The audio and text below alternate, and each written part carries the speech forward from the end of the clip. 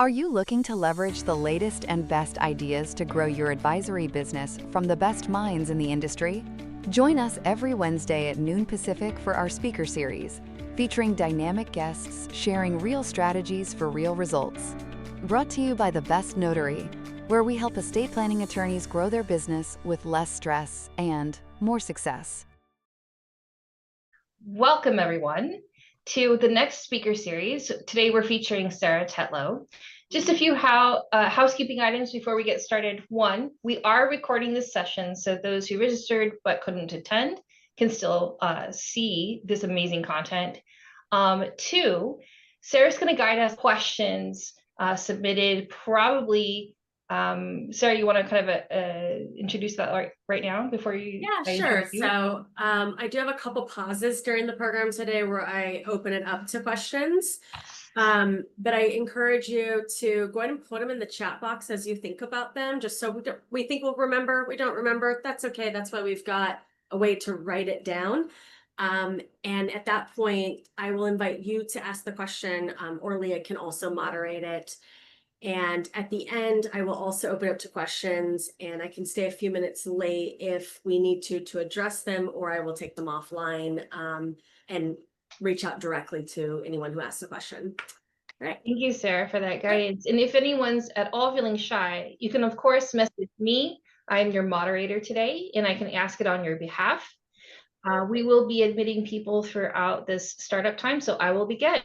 Again, welcome to the Best Notaries speaker series. It's intended to connect and highlight some really amazing trusted advisors in the broader professional services community. There's going to be a lot of lawyer focus during this series because that's what the Best Notary does. They support lawyers. So today we have Sarah Tetlow. I think you're an author, you're a speaker, you're a consultant, a multi-decade veteran of serving lawyers, and your focus is helping people be as productive as possible. Is that right, Sarah? Yeah. Is there anything else that would be important for everyone to know that I've forgotten to mention? I'm an awesome person. I have 2 kids. I'm a mom. I'm fun, but I also I'm a Provisor member. I spent many years working in law firms, so that's why my area of focus in my business is helping attorneys, and I think that's covers it. So yeah. Awesome.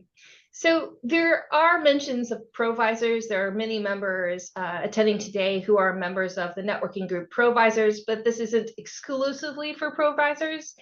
All friends of the Best Notary are welcome here. And thank you, Stephanie Rosso, Eli Ngote. You guys are the C-suite leaders of the Best Notary. And here we go. Sarah, please take us through how we're going to change our lives today. Awesome. Thanks, everybody. Hi. I have to just warn you that I get really, really animated and passionate about this topic, mastering your inbox with art. And what you're going to learn today is, first, I'm going to lay some foundation. You're going to see a roadmap in a moment when I take over the screen with the slide deck. But you're going to get some foundation on what multitasking is doing to your brain. And then we will transfer that over to learning a little bit more about my ARTT system, which is basically just behavioral change and a way of thinking a little bit differently about your inbox in order to manage it effectively. And as I started off by saying, I do get a little bit animated because I want to change the way people think about their email, manage their inbox, and use more support, automation, and just intent in managing their inbox.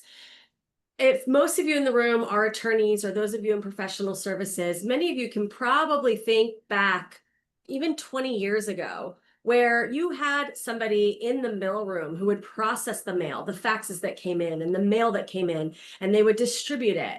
That's not the case anymore. You are now the mailroom worker if you are attending to every single email you get, because the email is just someone communicating something to you, but it has absolutely exploded. And so hopefully by the end of today, I'll teach you a couple of techniques on how to manage the inbox more effectively. One last thing before I take over the screen. Towards the end, I'm going to show some screenshots on how to take the theory that I'm talking about and what that looks like in the inbox. those screenshots are going to be from Outlook because one, that's what I use, so I'm being a little selfish. And two, I find many lawyers still primarily use Outlook. But what I'm telling you about today, what you're going to learn today is not unique to Outlook. It is actually platform agnostic. So really, if you're a Gmail user, you're in the right place too. We're just talking about labels instead of folders, filters instead of rules, stars instead of flags. Okay? So with that, I will pull up my screen and make sure my sound is on. All right, let's get into mastering your inbox with ARTT. And in case you've joined late or you missed it, if you have any questions at all, please feel free to put them in the chat box. There will be moments that I pause and take a question or two. There'll be a little bit of time at the end, hopefully, to address some of them. Or I will follow up afterward. And if you want to remain anonymous, feel free to private message Leah, and she'll make sure those questions get to me. Okay, so without further ado, I am Sarah Tetlow. I already mentioned I spent many years working in law firms and really found that my passion aligned with everything productivity, time management, project, task, time, and attention management, and email management, which is, of course, what we're going to focus on today. So here's that roadmap that I promised you. This is where we're going today. We're going to start with the multitasking, then briefly talk about jelly bellies, because some of you are eating lunch, and so I'm going to tease you a little bit for that dessert you might have in an hour. Then we're going to get into a productivity principle called the 5Ds, which is really laying that foundation of ARTT. Then I'm going to show the screenshots in the I'm in, now what? And then finally, that asked and answered will be any questions we've got time for at the end in between these pacers. So this is, by the way, a scientifically proven sentence. Multitasking makes you dumb. And we used to pride ourselves. I remember on our resumes, we would put, I am an effective multitasker. What we really meant is I can project manage, because that is good. Project manage is good. Multitasking is bad. And I want to show that you, not only do you multitask every day, if I could see all of you raise your hand, I think many of you would admit that I multitask. But I want to actually demonstrate what that is doing to your brain. So in a minute, we are going to do an exercise. And well, ironically, if you're eating lunch, you can multitask and eat lunch while doing this exercise. But if you're checking email or reviewing an estate plan right now or a business succession plan, this is the time to pause, come on over to the screen, or decide to watch the recording later, because doing two cognitively demanding things at the same time, listening to me while also reviewing email, we can't really do that. And so you'll be half attuned to each. So I ask, if you want to participate, come give your full attention here now, because you're about to see a short clip. In a moment, I'm going to play this short clip. It's about 15 or 20 seconds. And it's going to have no sound. And while it might be a little glitchy, but that's okay. I think you're still going to get the takeaways from it that you need. You're not going to get a break from my voice just yet, though, because I'm going to read a couple sentences. And then following that, we're going to have a quiz about what you saw and what you heard. If that sounds good, put in the chat box, I'm in, I'm ready.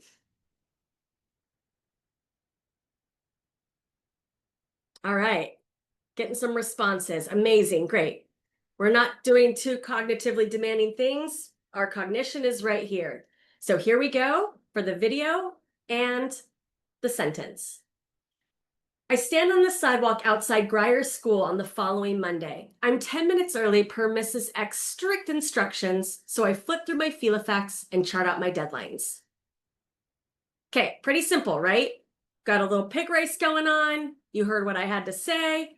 So first is, how early was the woman in the book? So first, just write down or think of your answer, and then let's just put them in the chat box. Don't steal anyone else's answers, though. What's your answer? And then put it in the chat box. Great. Getting some responses. Amazing. Okay, so a bunch of smart people who are focused. We have B as the correct answer. She was 10 minutes early. So now the next question, and if you're just joining, we just watched a video, I read a sentence, you can still play along, just whatever your best guess is. What color was the pig that won the race? What color was the vest on the pig that won the race?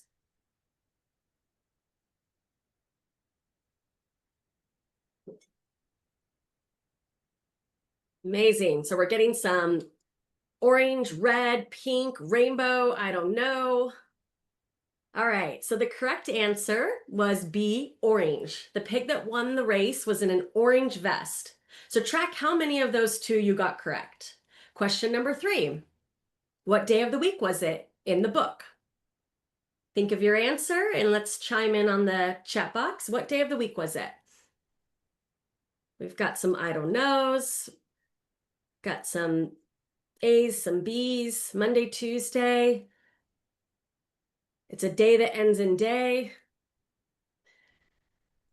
All right. So if you said A, Monday, you had the correct answer. Go ahead and jot down how many of those 3 you got correct.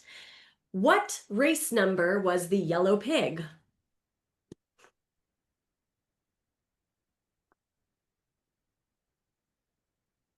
All right. No idea. A, C, 2. Totes. Oh, that's about ADHD brain. Okay, we got 4. We got a lot of different answers here. So the yellow pig was C, number 3. Okay, final question. Be honest here. How many of the 4 did you get correct? None, 1, 2, 3, or all 4? I got a lot of 1s, couple 2s, 1, 3. Great. Anyone get all 4? Anyone have an E response? I got all 4 correct.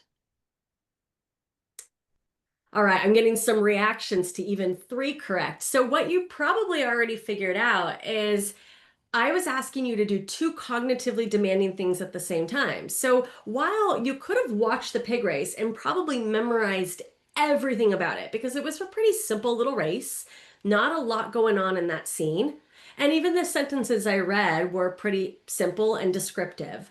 But when I asked you to pay attention to 2 different things at the same time, your brain has a very difficult time processing it. And I know there were some jokes in the room about the ADHD brain, or I call it another distraction hijacked my day, the ADHD moment. And so what studies have proven is that when we multitask, so again, project manage is good. That's when you say, I've got 5 things to work on today, and I'm going to work on this one until I get to the point where it's done, or I get to a good stopping point, or I get stuck, or I delegate it, and then I'm going to project switch. But when we multitask, when we are reviewing a power of attorney and an email pops in and we dart over and look at that email, that has attention residue. That's where we create more mistakes. We inhibit our creativity. We leak time. We're less productive. And based on studies in UC Irvine, they found that each of those incidents of multitasking can actually each create 23 minutes and 15 seconds of lost time because of things like procrastination. So getting ramped up again back on what you were doing, or making the mistakes, or having to go back a couple paragraphs to reread where you were. So I love donuts. I'm a big donut fan. And if they had no calories, I might even have one every single morning for breakfast, even though I'd be hungry 30 minutes later. But donuts are delicious. And if you, like me, have ever been on a diet, or you generally would watch what you eat, chances are you would not go out, buy a tray full of donuts or cupcakes or cookies or Thin Mints, whatever that favorite treat is of yours, but you wouldn't go out and buy a whole case of it, plop it on your desk, and say to yourself, I have the willpower to not touch those donuts. That would be absurd. We know that, at least for me, what I would do is like grab a knife and I would cut a corner, and then you end up cutting, oh, that's uneven, and now I need to cut half of it. And then you end up eating a whole donut. And then you say to yourself, I'm just gonna have 1/4 more. This has never happened to me, by the way. So the reason I bring up donuts is we know that we don't have the willpower to avoid this sweet craving. So why then, when we are burnt out, stressed out, overwhelmed, have so much to do, why do we put digital donut holes all over our phones and our computers? So I call digital donut holes all of those little bubbles on your phone that tell you you've got so many new notifications in your text messages or your email or your LinkedIn or your Instagram or your Facebook or whatever apps you use. Those little bubbles, those little donut holes, digital donut holes, are a dopamine hit. We don't have the willpower to avoid them.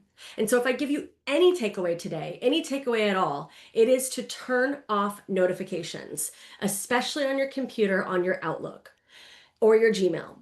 By default, Outlook has 3 of 4 notification features turned on. That is play a sound, gray pop-up box, envelope on your toolbar, and moving your mouse. So typically of those 4, the moving your mouse stays unchecked. And the default by Outlook is that the other 3 are checked. 25 years ago, you wanted to know when you had a new message because we weren't getting them at the pace and at the volume that we get them today. Now you have to catch up with the times, and I encourage you to turn off notifications. This handout that I have on the screen, it's about 14 pages of a bunch of resources. Some of the stuff we're going to definitely talk about today, as well as some stuff we're not going to get into today, like rules and quick steps. So it's really, really helpful. It also shows you how to turn off the notifications if you don't already know. And if you are sitting here right now and you're thinking to yourself, oh, that makes me feel really uncomfortable. What if I forget to check email? Has anyone ever forgotten to check email? I don't know about you, but when I'm working and I'm ready for a transition, the first thing I do is go to see if there's any new goodies in my inbox. So you will not forget to check email, but you will feel a sense of peace that you're in control of when you decide to go over and check email versus it pulling you each and every time someone grabs your attention.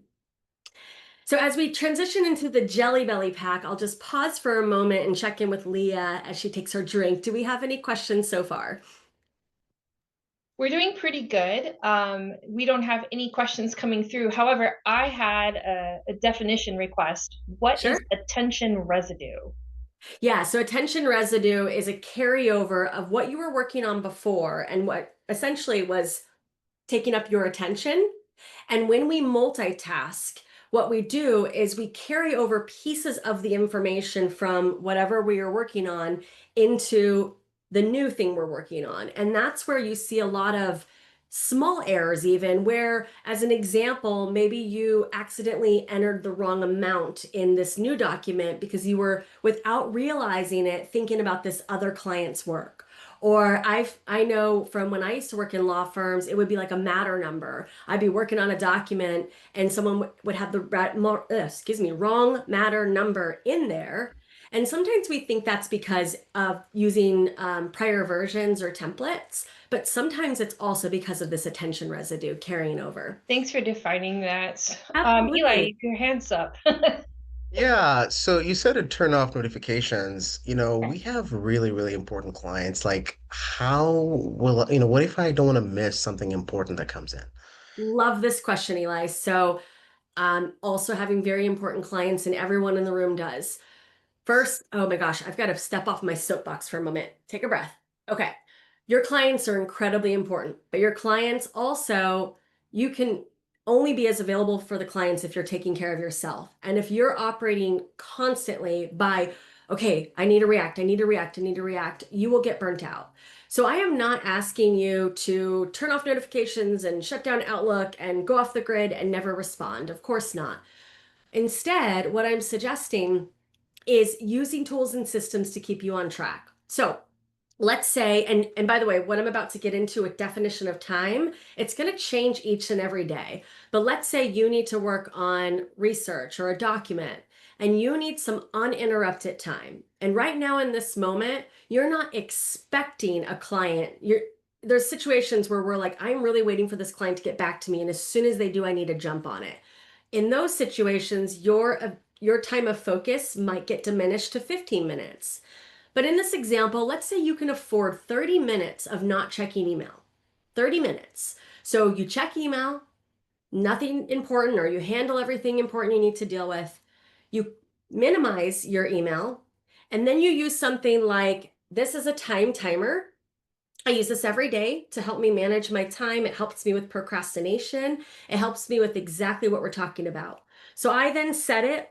Now I'm going off the 30 minutes. I'm saying to myself, I can do 30 minutes of uninterrupted time, but then I probably should check email to see if that really important client needed me. I'll set it for 29 minutes and then I get to work. I can now get hyper focused because I know this tool is going to be the thing that stops me and says, it's time to wrap that last sentence up or that last thought, and then project switch and go check email for 5 or 10 minutes. Also using the time timer for that 5 or 10 minutes. I'm going to check email for 10 minutes. And then when the timer goes off, I need to go back and I need to work on that document again. This way too, something called Parkinson's law comes into play, especially when we're in that 10-minute window of checking email. When we check email and we don't really have a defining period, we tend to leak a lot of time in email and we look at things that are not of high value in the moment. When you say, I'm going to check email for 15 minutes and then I need to go back to what I was working on, now when you check email, you are going to prioritize the emails that really need your attention this moment versus maybe towards the end of the day when you're a little bit more exhausted or have a little bit more time to go through the rest of your emails. What I'm going to show you today with my ARTT system helps support this discipline as well. Make sense? Yeah, and when I was talking about the time too, there are days where that time is like 15 minutes of work and then I feel like I need to check email because maybe I'm waiting for something. There are other days where I'm working for an hour and a half and then I go check email because I'm not necessarily expecting anything. Thank You you, can also, Sarah. That was amazing. Thank you. yeah, of course. With rules, filters in Gmail, you can also set it up where when this person or this subject line emails me, then do a notification or play a sound or print it out, like all of these various things with rules. Okay, so the Jelly Belly pack, So I actually really like jelly beans. And if you will humor me for a moment, go in the chat box. Let me know if you know what favorite flavor of jelly bean you love. If you know your jelly bean flavors, let me see which ones you really like.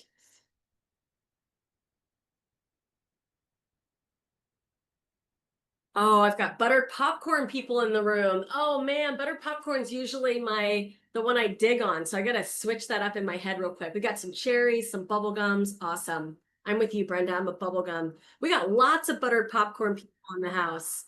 Okay, well, welcome buttered popcorn people. I'm gonna switch up my buttered popcorn analogy. All right, Jelly Belly variety pack. You can all visualize that, right? Now, a Jelly Belly variety pack is one of the top sellers at the Jelly Belly factory because you get there and you see this variety of flavors. It's fun, it's colorful. So you buy this Jelly Belly variety pack and then you open up the bag and instinctively you start hunting for that favorite flavor. We got butter popcorns and cherries and watermelons. And my personal favorite is the bubble gum. And then when we think we've exhausted that flavor, we move on to our second favorite flavor or our third favorite flavor. And as we get lower and lower into this bag of Jelly Belly variety, we realize that we missed some of our favorite flavors. And so instead of buying the Jelly Belly variety pack, which we have to make a decision each and every time we reach into the bag, if we just bought each pack individually, so just that juicy pear, or just that cotton candy for Brendan and I, or just that sizzle and cinnamon, or just those buttered popcorns, then we know every time we reach into the bag that we are getting our favorite flavor. Make sense? So let's tie this over to email now. So does this inbox look a little bit familiar to my Outlook friends? Yeah. And just to lay the foundation, what we are looking at on the left is our folders structure. On the right is maybe a rating pane. And in the center, you have the metadata, who sent the message, what the subject line is. Maybe you have some unread messages, maybe you have some flagged messages. You might even have something turned on called message preview, which I'm not showing here, that shows the first couple of sentences in the email. Does anyone else find this to be a little bit noisy? Overwhelming?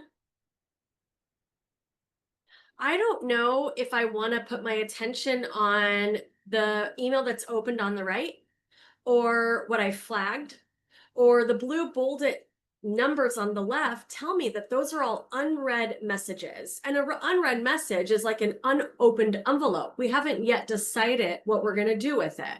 And this is kind of like a Jelly Belly variety pack. If you think of your inbox, it really is a database where stuff just gets dumped in there and it gets piled on each other. And there's not really a lot of ways to prioritize the messages other than using things like flags or marked as unread, or they have high and low priority, but that's the sender's indication of how they would prioritize the message, not necessarily your indication of how you would prioritize it. In fact, I wrote a blog, I don't know, 6 months ago about the flag feature, because what I have found is people use the high priority flag when they've dropped the ball, and they're now passing it on to you to say, this is an emergency because they screwed up and they didn't time manage. And half the time when I see someone put a high priority on something, I look at it and I go, yep, I'm not looking at that because your problem is not my problem. And anyway, that was another soapbox of mine. But you can understand that it's not very easy to mentally sort out our jelly beans. Our very cherry, our high priority jelly beans, our high priority clients get mixed in our inbox with our toasted marshmallow, our low priority spam emails, and they all get dumped together in this variety pack.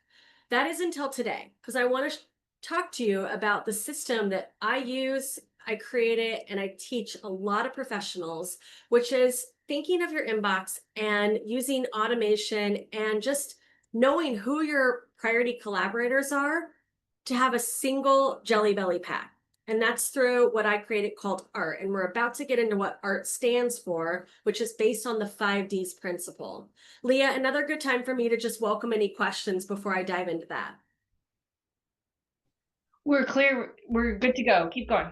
Awesome. Great. So 5Ds principle, and I'm going to connect that to ARTT.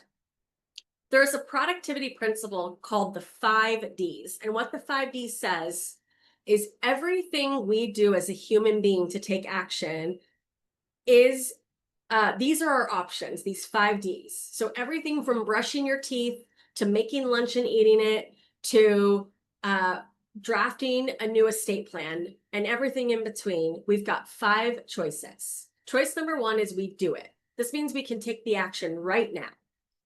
We also have the option of delaying action. So it's something we need to do, but we're going to do it on Friday morning. We're going to do it in the future.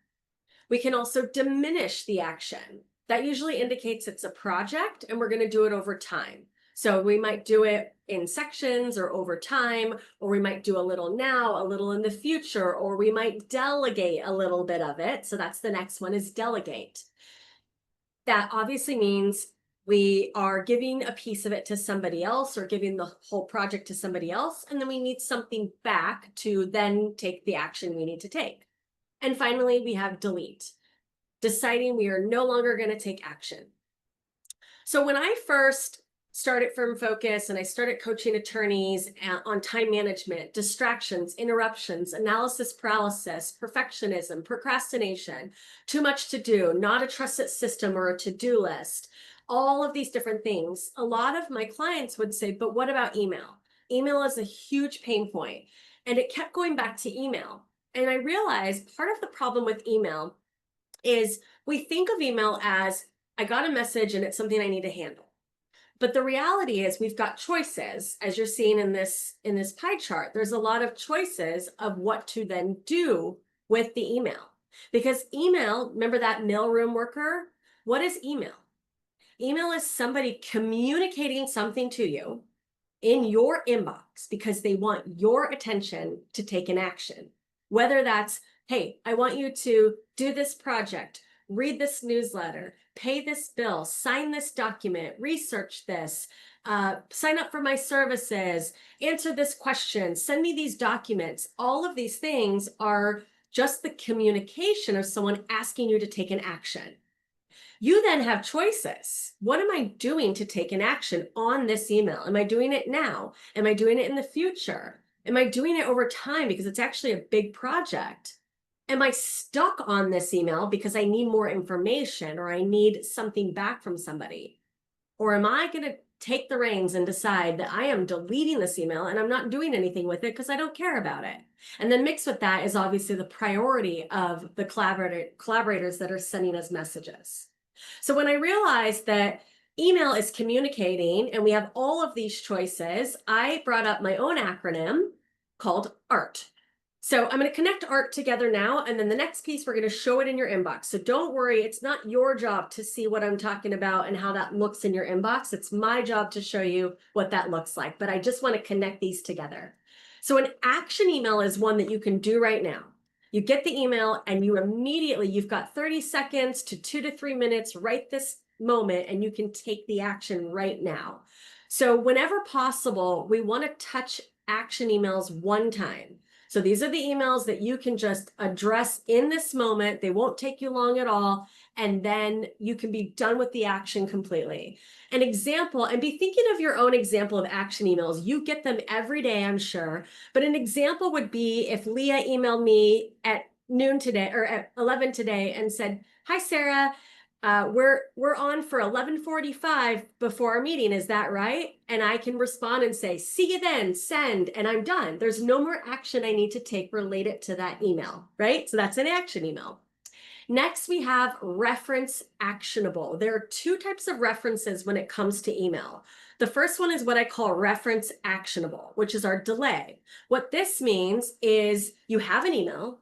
The email is asking you to take action, but you can't or won't take action until some point in time in the future. So you want to reference the email to take action in the future. Reference actionable. Examples of that would be Luma. That's the database that the Best Notary uses. They sent you the invitation for today. You got that email whenever you signed up a couple days or weeks ago. And then maybe you put that on your calendar to take action on June 4th at noon. Or if you get an email from a client and you are in back-to-back meetings today, maybe you reply to the client to say, "Received your email. I will get back to you by the end of the week." And then internally, you look at your calendar and you say, "I can actually look at this. It's going to take me probably about an hour, and I can do that tomorrow around 1 o'clock.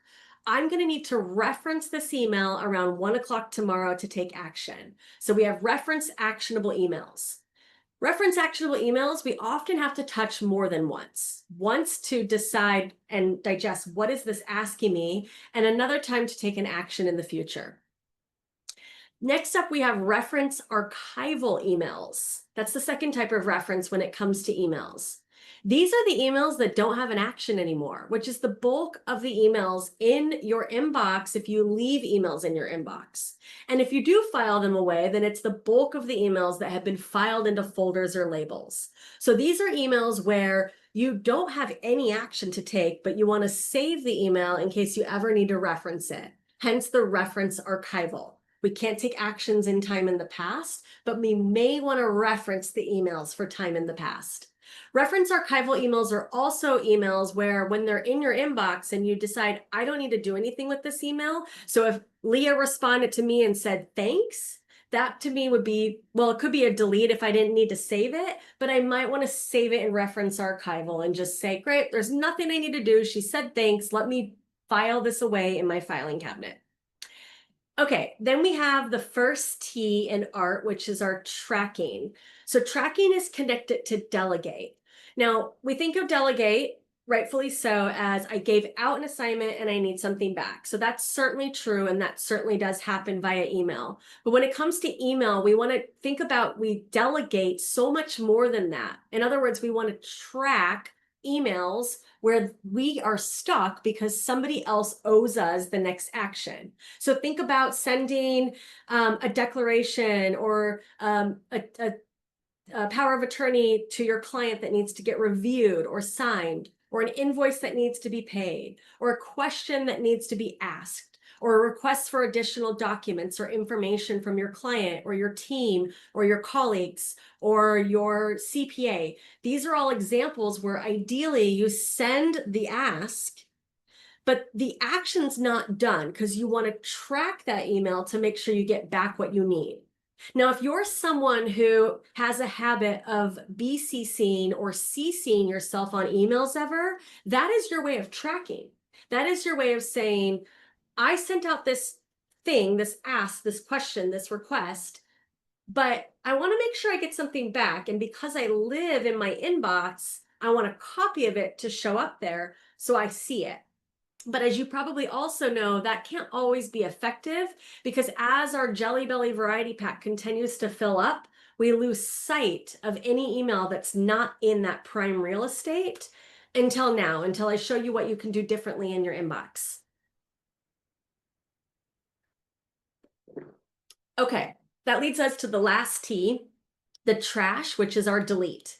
The easiest one to connect, one of the hardest ones sometimes to do. So when we have that Jelly Belly variety pack, when you have so many emails in your inbox and you're just kind of, using things like flags and marked as unread and who's screaming at me the loudest, what happens is we don't bother to delete the messages, those not butter popcorns, because we have a lot of you in the room, those toasted marshmallows or those black licorice or those peanut butter M&Ms that a lot of people don't like.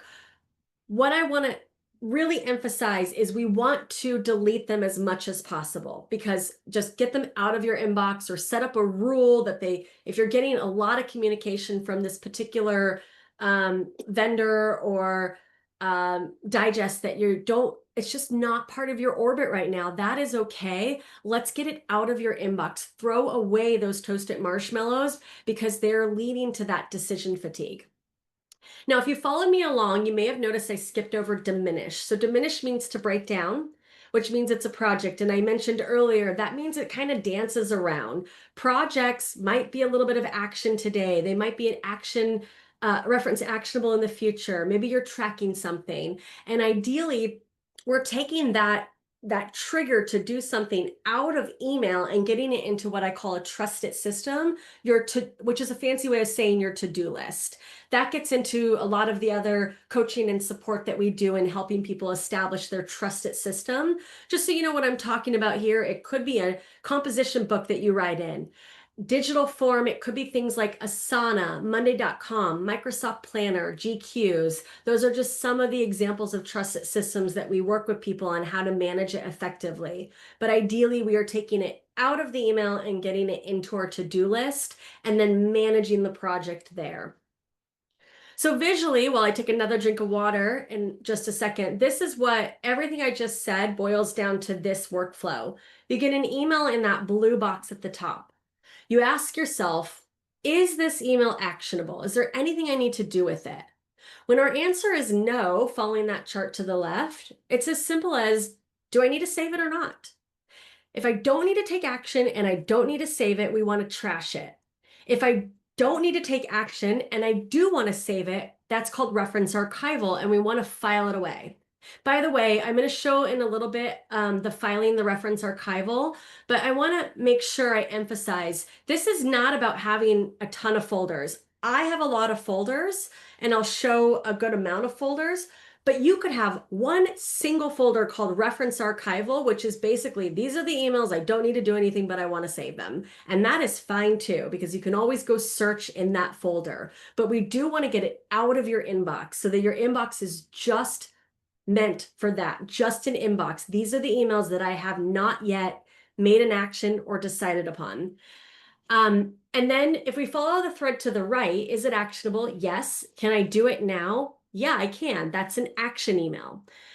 If it's 30 seconds to 3 minutes and you have that time right now, do that. So these three in the circle are what I call the easy buttons, or the emails where whenever possible, we want to touch them one time. The first time you see that email and you determine it's trash, trash it. You determine it's something you want to say, but you don't need to do anything on it, file it. And it's an action you can take right now, take the action. So these are the touch once emails. When we follow the thread to the right, we have the emails where you often have to touch it more than one time. So is it actionable? Yes. Are you able to complete it now? Note that action email is circled again, because the reality is sometimes we have action emails that we just can't do right now. Whether that's, I saw the email from Leah, but I am jumping into a meeting and I can't respond to her, and so I don't have 30 seconds right now. Or sometimes even in that transition period I was talking about earlier when we did the multitasking, sometimes my brain, even though I'm looking at email, I'm just not really processing what this collaborator or client is asking me. And so even though it's only going to take me a minute to respond, it might be later today that I respond. So the action emails can sometimes end up in this section as well. So when we follow it to the far right, is it actionable? Yes. Can I do it now? No. Well, why not? This is where we get into the beauty of my ARTT system and how to manage those emails where you're waiting on somebody. It's something you're not going to do until the future. It's a big project, or it's an action email, but you just don't have time right this minute to do it. So let's go over to the inbox and I'll show you how this looks in your inbox. Leah, unless we have a relevant question, I think getting through the next part and then doing some questions is good. Is that great? Yeah, we're doing great. Please. Awesome. Great. So let's get into I'm in, now what? So remember this flow chart that I just showed you, and remember the 3 easy buttons. Where I want to start first, and I'm going to give you at the end of this section, you're going to see the steps of how to implement this. So if you're like, okay, I like this, but everyone on the screen is going to be in a different starting point. And so I do show, like, this is the first thing you would do. This is the second thing. And then that will help you with implementing what I'm talking about. I also do, we offer coaching for productivity, one-on-one, helping individuals with their time management, setting their intent each day, mitigating distractions, interruptions, building and using their trusted systems and the habits around that, processes for the individual or their small team. But I also do private one-on-one on our email in your inbox as a standalone. So you can reach out if you're like, I need a little white glove service on this. That isn't something that I offer. I just want to share that in case anyone's like, gosh, I really wish I could get more help on this. But I am going to give it to you where you can do it yourself. So this is not trying to elicit that, but I just want you to know that that is an option for everybody on the call. So we're going to start with that reference archival. Now, I mentioned earlier that everyone here is probably a different starting point in terms of, gosh, I use 0 folders or labels, or I have 1,000,003 of them. And so whether you're on this end of the spectrum or that end of the spectrum does not matter for processing your inbox. If you're on this end of the spectrum, as I mentioned, I would recommend having at least one folder that says stuff I want to keep, or reference archival. Or I had one client who called it inbox reviewed, and he would just dump everything in there that was like, yep, I saw it. I don't need to do anything. I want to save it. So we're talking about that. Is there an action? No. Do I want to save it? Yes. And I'm really speaking now to those that have a lot of folders and how I recommend organizing those folders.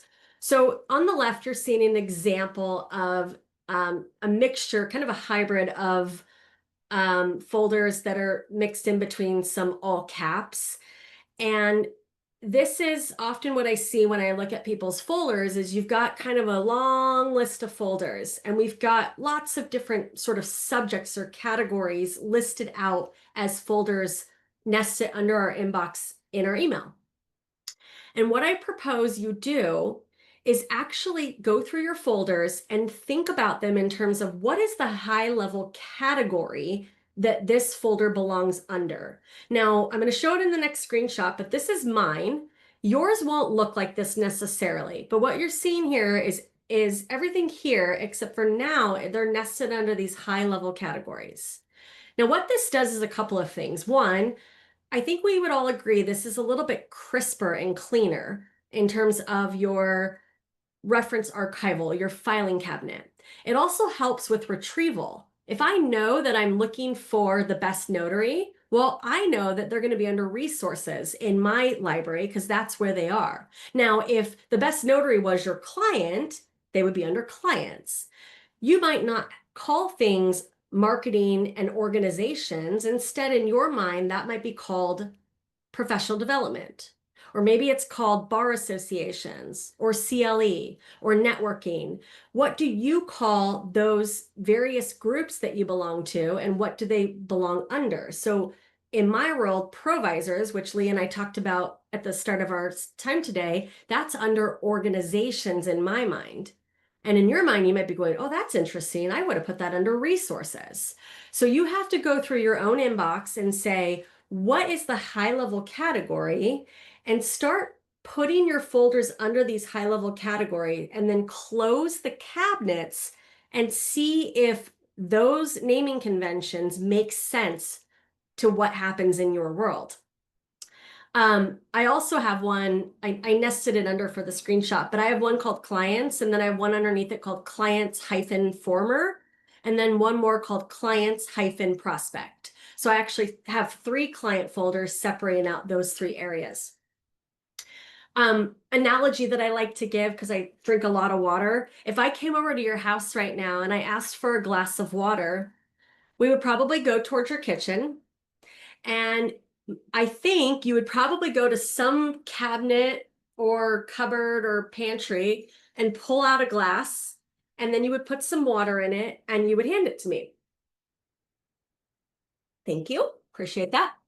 What you would not find in your kitchen is a countertop full of pots, pans, silverware, utensil, Tupperware, glassware, wine glasses, because you're a visual person. And that's what we have going on here. This is every folder listed out visually. This is your folders organizing cabinets. So that's So I don't want to disrupt your flow, Sarah, but I just Sure. want to kind of check in. We have about 10 minutes left in the presentation.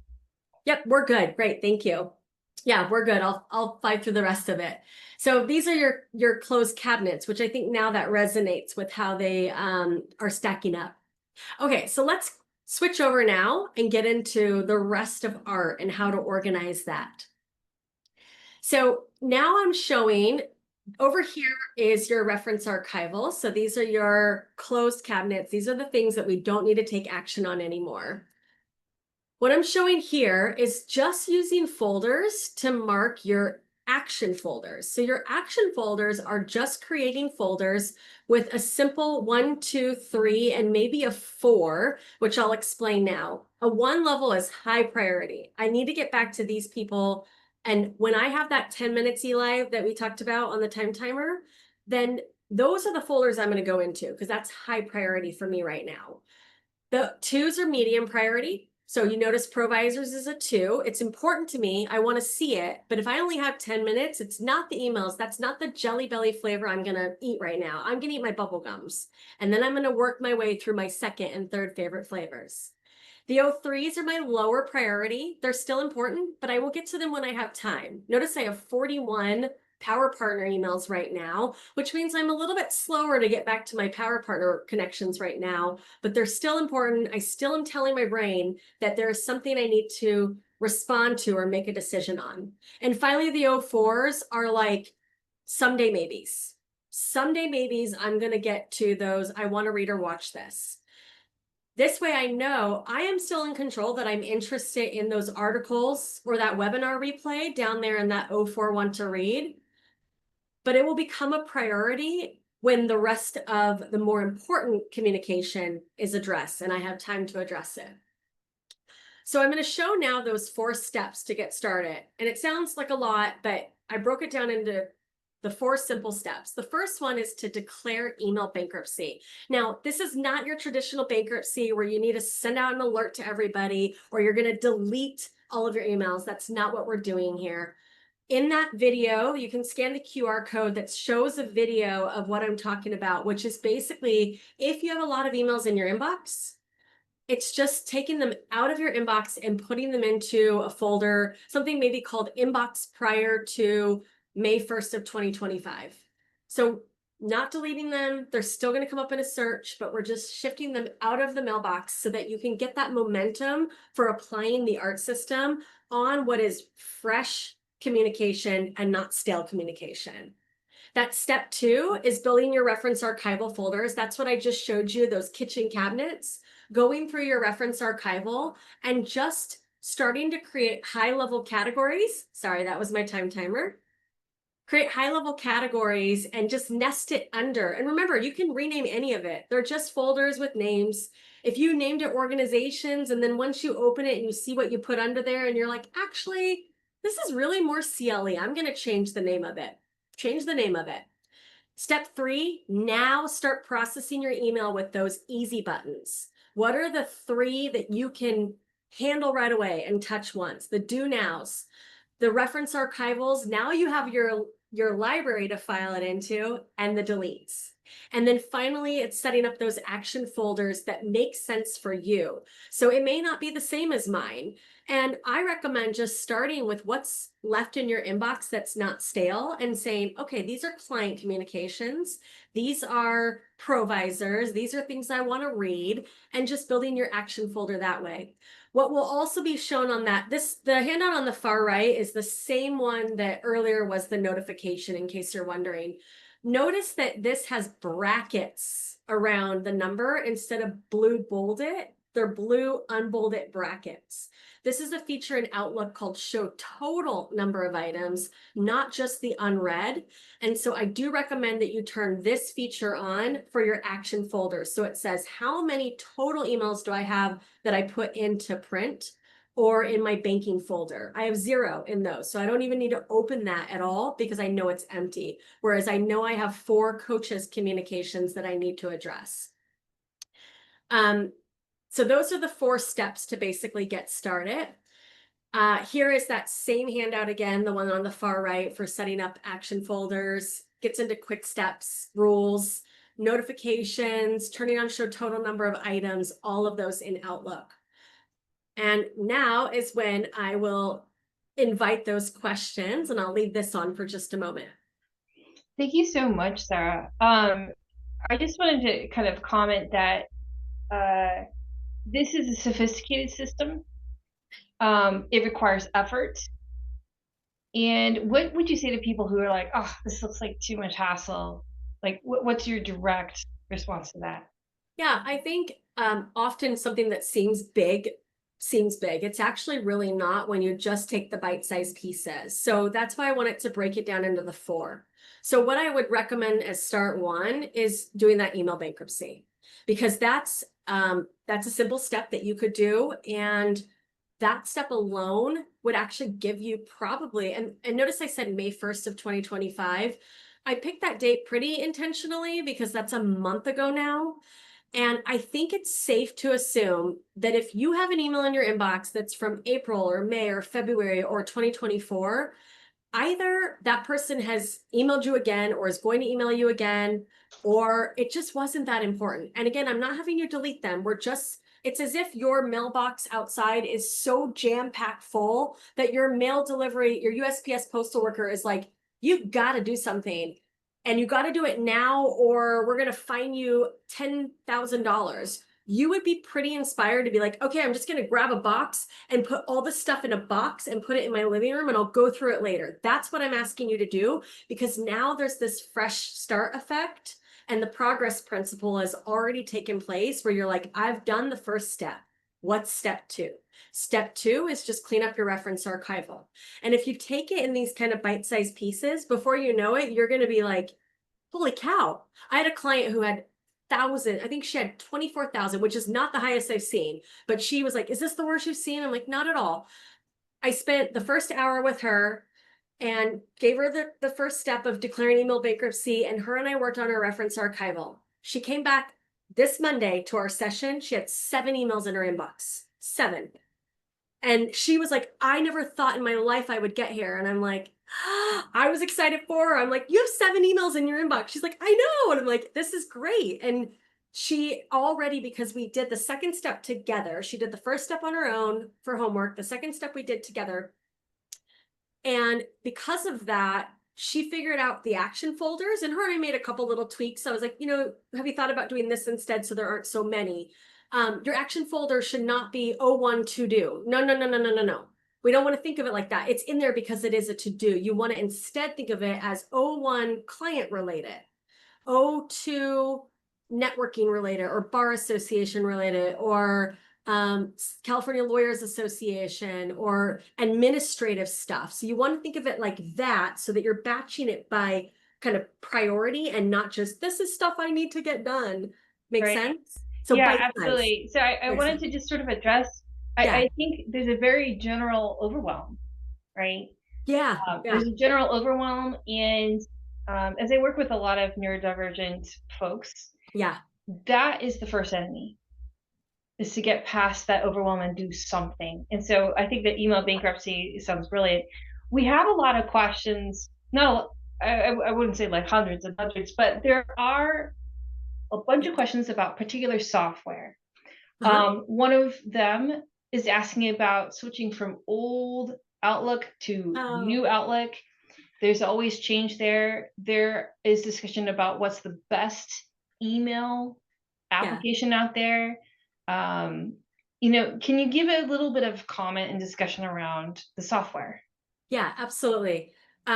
So first I'll address the best email. I am not the best person to say that. That would be more your MSP talking to them. I am biased to Outlook because I've just used it so long and I'm comfortable. I worked in law firms. It's what I know how to use. I teach in Gmail. I've taught in Yahoo Mail. I've taught in AOL, this system, and it can translate to any of them. So I'm not the best person to answer that. The question about the new Outlook, I will admit, it forced me there one day and I was like, no, no, no, no, no. And I went back and I am on the old Outlook, and the show total number of items is not available in the new Outlook. They will not force us to switch over until 2029 is what I'm being told. So I'm hanging tight because I know the old Outlook. So that's my answer to that.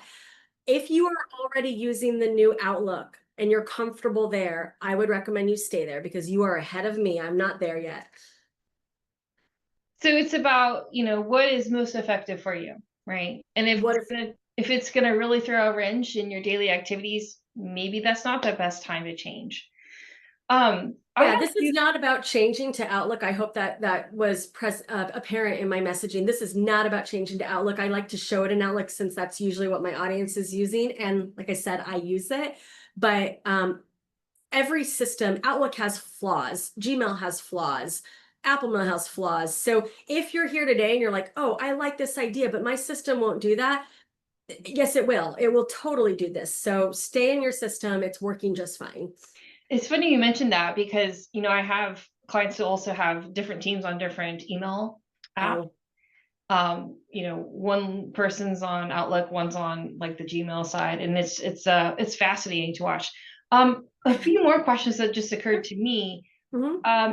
Email is not the only thing that is like in my face all day. Yeah. I have Slack, not just one, but maybe 5 Slacks. I have texts. I have phone calls. I have apps from my kids' schools and daycares and everything, but beeping at me. I've got someone ringing the doorbell for the next FedEx delivery. Like, can you just comment a little bit about all the inputs? All of it. Yeah. Yeah. So, it's funny you asked this because like I do text with some clients, and obviously my kids' friends are texting, or parents, or the school, like you said, all these different inputs. Everybody here has different inputs coming from different places. So the same idea can apply across all other platforms. I don't recommend taking my ARTT system and organizing it in your Slack or organizing it in your text messages. The idea there is still though kind of the 5Ds. So think about all of these different inputs. And if we think about the 5Ds for a moment, or rather my ARTT, can I take action right now? Is it a response I can just handle right now? So when it comes to things like text messages and Slack, not always, but many of the times those are by default kind of action or do things where you can right now, handle it, and then move on.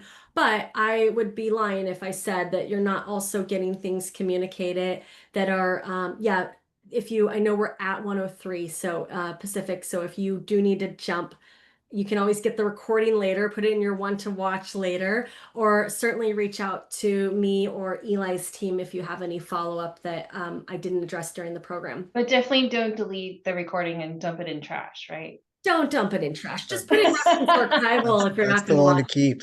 Yeah, yeah. So back to the inputs.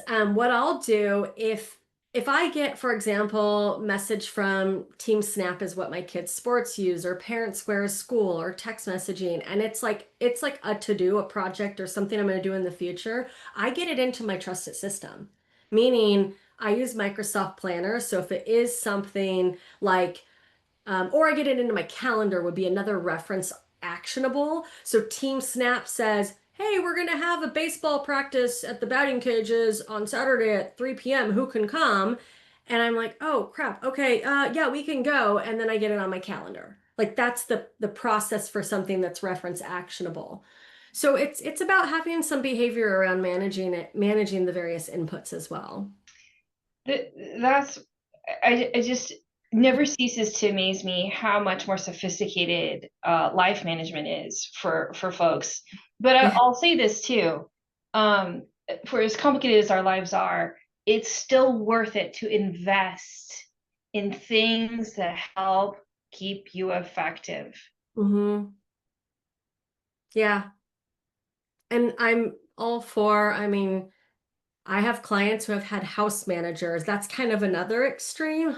Sometimes I dream about a house manager, but house manager who's the one who is managing the calendar of getting the sports stuff on the calendar and managing it. That I am a huge advocate in using resources, automation, systems, processes, habits to make your life simpler if you can. Even if it's just like I think very systematically, so a lot of time my husband loves me for that. But I even have a system on like our meal planning and how we do that so that it's more seamless for our family, including my sons are 10 and almost 12. And I'm like, if it's empty, if the box is empty, you will write it on the grocery list. If you don't write it on the grocery, I don't say it quite that like curly, but if it's not on the grocery list, I'm not buying it. And then they'll be like, we don't have any more, whatever. And I'm like, was it on the grocery list? I'm not going to buy it. And then they'll sneak something on there like chocolate whipped cream. I'm like, oh crap. Now I have to buy it because otherwise I'm I'm telling them, well, I will only buy the stuff on the grocery list that I want to buy. So I try to reward them like, well, if you wrote on the grocery list, I will write it. I will buy it for you unless it's extreme. It's interesting. There's a lot of parenting, examples you've brought up, and I know we're on overtime, so this is bonus content material, right? But for those of us who have teams, you still have the same rules in effect. Like if you're going to set up a system, you got to Mhm. be fair. You got to like reward adherence to the system. You have to punish or allow natural consequences to take their place when people work outside the system. But there has to be an agreement. It's a cultural thing. Mhm. So, Yeah. um, we're, as I mentioned, we're in sort of bonus overtime here, but do you ever just purge completely your someday maybes? Mm, no, and I should. I'm gonna share my screen for 2 seconds here because I'm very open about my someday maybes. Um, And these are, again, just to go back, you use that 22. as maybe later, bottom of the list, but somehow can't throw it away. Yeah, so my someday maybe list is to go through my someday maybe list. So I'm showing you, I have something in here from October of 2022. Um, and one day I will go in here and just be like, there's only 39. It's not horrible. I might go in here and be like, why in the world did I keep this? But I just haven't had a chance and it's fine. I am personally comfortable saying I rarely get that far down. I am okay with it and I'm just going to leave it alone for right now. Um, but you'll see this is my system. I do use it. I go in and I have a lot of automation. So provisors, as an example, we've talked about. I have a rule that whenever anything provisors related gets emailed, it automatically comes into here. And so I am going to turn this off now. I don't even see when provisors comes in. It gets delivered into that its own little folder. But because it's an action folder, I know I haven't seen it yet. Because if you're wondering, like, well, why wouldn't you just have one provisor folder and just have it delivered there and marked as unread? Because then you have a whole long list of blue bolded numbers, and you're like, oh my gosh, it would be like you. I love this analogy. Sorry, all the bonus material here. I give all my analogies. I want to get really, really organized and I want to automate. And so I'm going to put my filing cabinet on my front porch. And I'm going to ask the postal worker, when they deliver the mail, I want you to put my electricity bill in the electricity bill folder. And I want you to put my invitation to my cousin's wedding in my invitations folder. And I want you to put my Bed Bath & Beyond coupons in my coupons folder. Well, that sounds great, but you're mixing it with your archival stuff. And so you have to still go, what is new? But Sarah, it's got blue bolded numbers. Okay, so they put a flag on it. But then you're looking at a filing cabinet full of flags and you're like, I don't know. We've narrowed down the to-dos to the flags in the filing cabinet, but there's no system. Whereas what I'm proposing is we're saying, these are the things I still need to do or make a decision on, or I'm stuck on. And they're prioritized by my most important collaborators. I am having the biggest aha right now. I'm having the biggest aha. Sure. This is about what you're going to do with it, not the topic it's related to. This is the whole change. And if you said it at the beginning, it went over my head. I was trying to keep up, but I just want to say it's way more. That's just counterintuitive. I just want to say thank you so much for that. No, sure. And I'm glad you got epiphany. Yeah, I had a light bulb moment. So we're going to conclude our recording for today. And just thank you so much, Sarah, for your incredible wisdom. Eli, Stephanie, again, the leaders of The Best Notary, the host of this speaker series. I'm going to hand it off to you to close this out and have the last words. Thank you so much, Sarah, for that amazing presentation. I really appreciate it. Looking forward to hopefully more from you.